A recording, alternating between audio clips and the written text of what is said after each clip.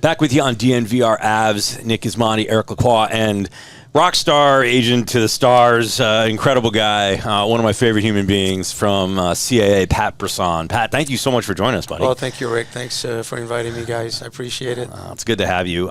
You have so many different guys across the NHL, but we'll hone in, first of all, on the NHL. Obviously, you're with Nathan MacKinnon and Sam Girard. Just talk to me about those players, and I think maybe deeper what you see in them when you sort of begin the relationship with them. But what was it about, like, Nathan specifically, that really drew you to him? Well, yeah, it was his talent, his drive right away at age 13 or 14 when we first saw him at Shattuck St. Mary's. We'd heard about him when he was playing in the Maritimes, and then first time we saw him, D. Rizzo and I went to see him at Shattuck, and, you know, what you see today is what you saw back then. You know, it didn't take a brain surgeon with his passion and his drive and his talent and wanting to win at all costs. You kind of see when you meet these kids off the ice right away, you kind of have an idea of what, you know, they have that special chip, some of them.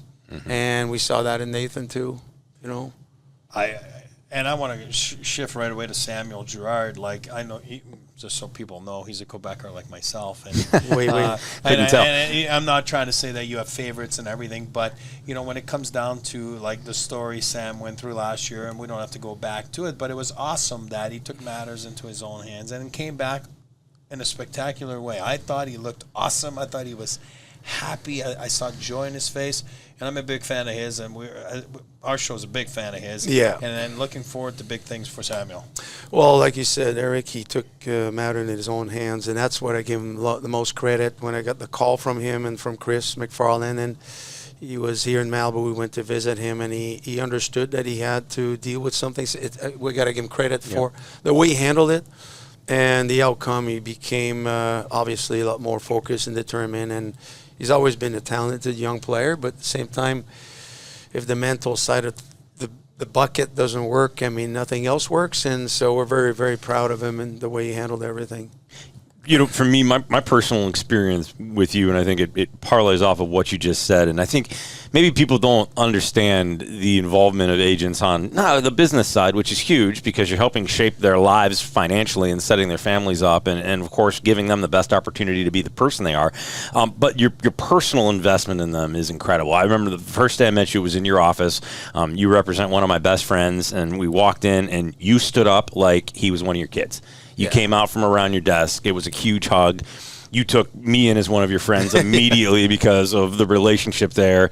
And I think it's important, you know, to just talk about the fact that you're not just representing these guys in a business capacity. Yeah. You care about the human. Oh, absolutely. I mean, that's the only way to do it right. And over the years, I've been doing it for 35 years now. I'm aging myself. That's but incredible. You don't even look 35. Well, I've gone through a lot, to tell you. I'm just surprised. But it's, you got to care about the human being first of all. And what separates ourselves, I believe, at what we do is, sure, the contract negotiations are important, all that aspect, but being an advocate for your players on, you know, from a medical standpoint, also understanding medical files, and I'm talking about not only the mental state of your players, but also, you know, there's injuries, knock on wood, all the times, whether it's a spine issue or a shoulder, or you have to be connected to the right specialists. And I learned that at an early age when I watched Tom Rich dealing with Mario Lemieux in 92, 93 here in California, when Mario was going through so much. And then after, subsequently, you learn when Sidney went through his concussions in 2011, 2012. So the role of an agent is to, you know, you got to care about your players, but also is to help them navigate their career on and off the ice. And if they're not in a good place mentally and physically, the rest is history, you know? Yeah, and to add to that, our audience knows that my dad was an agent before becoming the your dad was my mentor. He was my mentor. That's what I was trying your dad to say. was. Like, and my dad really liked Pat, just so the audience knows, and why? Because Pat cares. Hard not to like that. That is it, and that's it. And what it translates to what I'm trying to say here. We're at a tournament right now, a rookie face-off in California. If you go back 35 years or whatever it was, whenever you showed up here, as you were friends with Luke, and you know, look at it now. You have 7 teams at a rookie tournament. You have your own kids that have grown up here in Southern California. Brendan plays for the Vegas Golden Knights. Yep. Starting his great NHL career ahead of him. Your son, little Colorado hockey right here, Jordan, that's going to be a freshman this year at Colorado College with Chris Mayotte, Yep. so we're going to keep an eye on him. We're going to go see him. Yeah. But how unbelievable is that when you look back and you're on a place like today and you're like, wow, this is crazy how far hockey has gone in the 35 years or so you've been here. It has been crazy because the first time I came here in 87, 87, I huh? came here to visit Luke and Steve Duchesne, who was playing for the Kings at the time, and their practice facility was Culver City, and it was really a terrible place. And I couldn't believe that an NHL club was practicing there. And from where it was to where it became today, and then we got involved in the ice rink business in the early 90s. Luke and I, when Gretzky got traded here in 88, I remember I was involved in an adult league program. We had 4 teams. We went from 4 to 36 in 2 years because when Gretzky came here, when Wayne came here, and then roller hockey, and then we got involved in the ice rink business. I mean, it's amazing to be here today at TSC, watching, like you said, Eric, 7 teams being here. Yeah. The West, AHL, they have a lot of great teams on the West Coast. Now, hockey's big on the West Coast. It was nowhere to be seen to where it's at now. It's amazing. How hard is it to I always tell people you watch hockey a million different ways. I played, I coached, broadcasted, scouted a little bit. You do it the exact same way. How hard is it when you're watching your kid out there? Do you have a difficulty separating the agent from the dad, from the hockey mind? Absolutely. Yeah. I tell everyone, I mean, you're a dad. After all, you're a dad. I've broken remote controls watching my kids play. My wife would say, "What are you doing?" And you definitely have more emotions. And the one thing that got me to relate very well with fathers and parents and mothers as well when we talk about their situation is I do understand what you mean. I do understand what you're going through. Yeah. I'm doing it too. You got to manage yourself and keep the emotion at check. It's not easy, but it's actually privilege to be able to watch your kids play sports anyway, in the first place. Well, speaking of privilege, it was a privilege to have you here. We thank you, and trust me, you're one of the greatest at what you do, and the National Hockey League and the players in it are lucky to have people like you that represent people for the right reasons. And you and I know that it's a big thing, because sometimes people are not in it. I'm not saying for the wrong reasons, but you're in it for the right reasons. And in Colorado, guys like Nathan MacKinnon, the Nate Dog, we have our shirts. The Nate Dog, for sure. We got the shirts going. He's one of the audience's favorites, and we're lucky to have him. And again, lucky that he's represented by someone like your firm. Appreciate and it. the people that work with you. Means a lot, Eric. Thank you, Eric. Thank you, guys. One of the shapers of the game of hockey on a whole, on a lot of different levels. And as we always say, we only bring good guys on this show. Pat Brisson, easily one of the best. Thank you, guys. Perfect. Thank you. Thank you.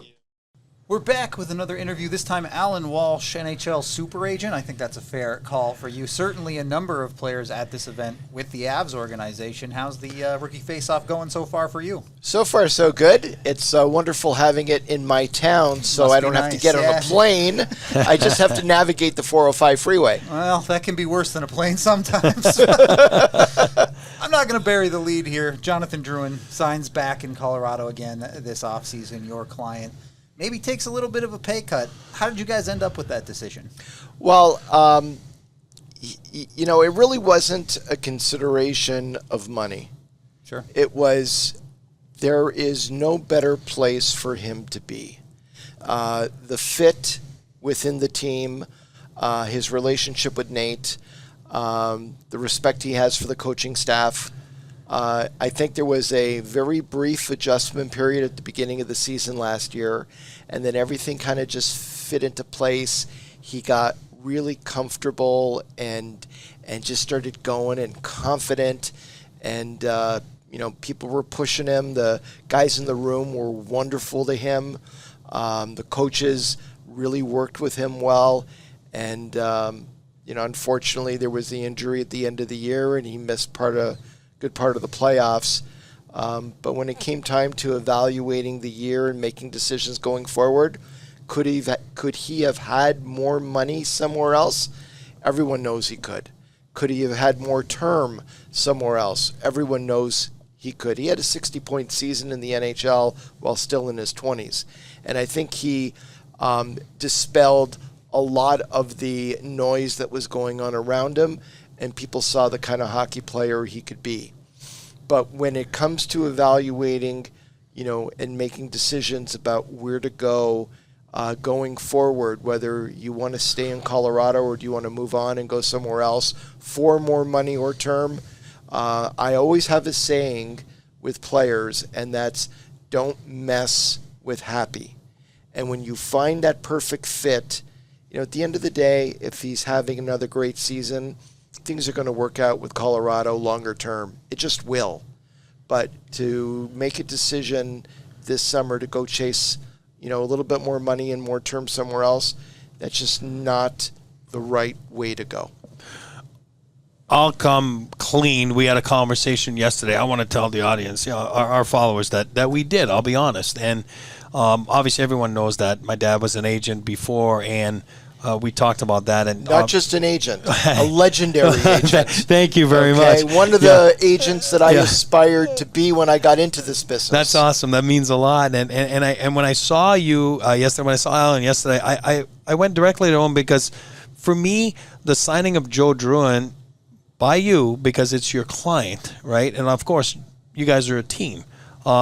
I thought it was one of the great stories the last 5, 6, 7 years in the National Hockey League because you know your client. You know what he had been through before getting to Denver.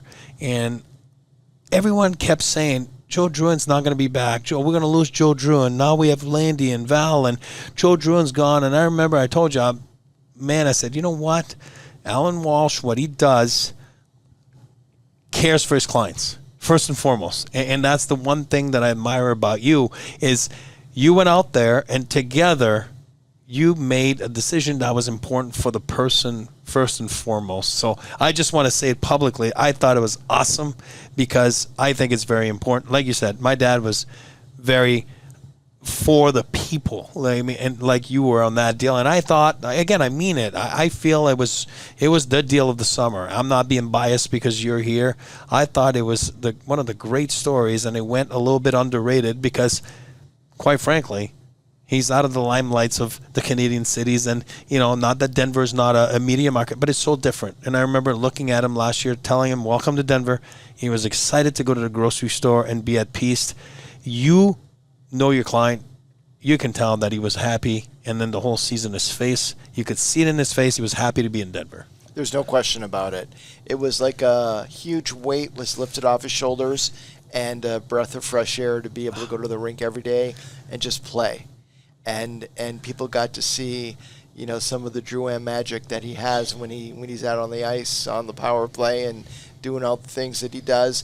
And I think one of the things that surprised so many people was his 200-foot game. Oh. And people didn't know that he was anything more than a one-dimensional offensive threat.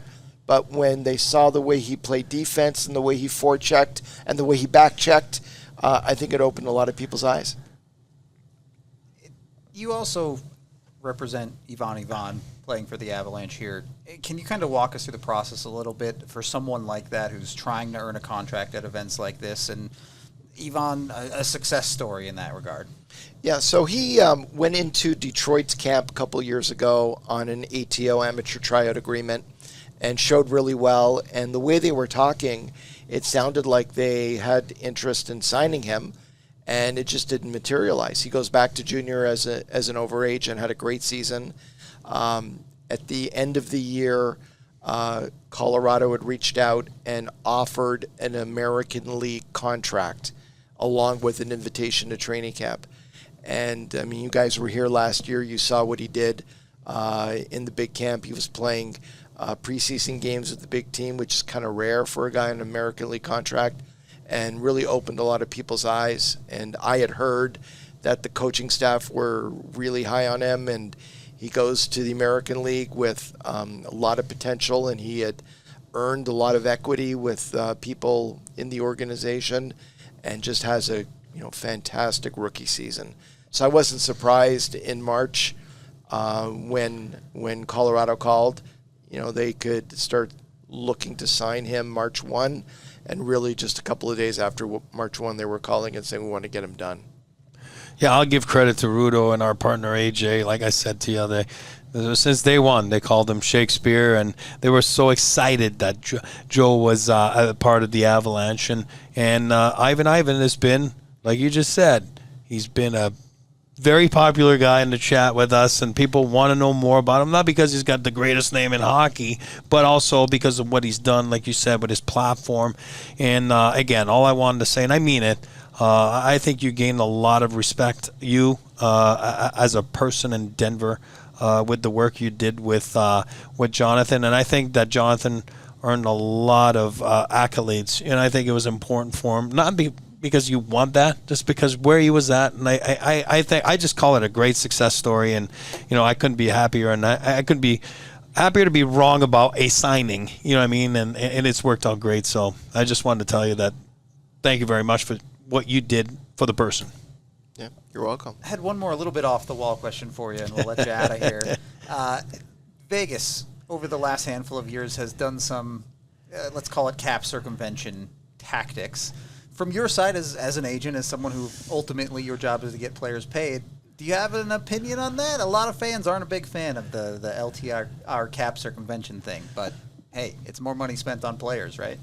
Well, I'm not going to comment directly on what Vegas, did or didn't do. For the record, completely within the legal realm of the NHL. Yes. There is a ongoing debate. I have heard on the NHL side, certainly not on the NHLPA side or the agent side, but there is an ongoing debate on the NHL side as to whether they're going to seek any changes to LTIR and the way that it's applied during the regular season and not applied during the playoffs.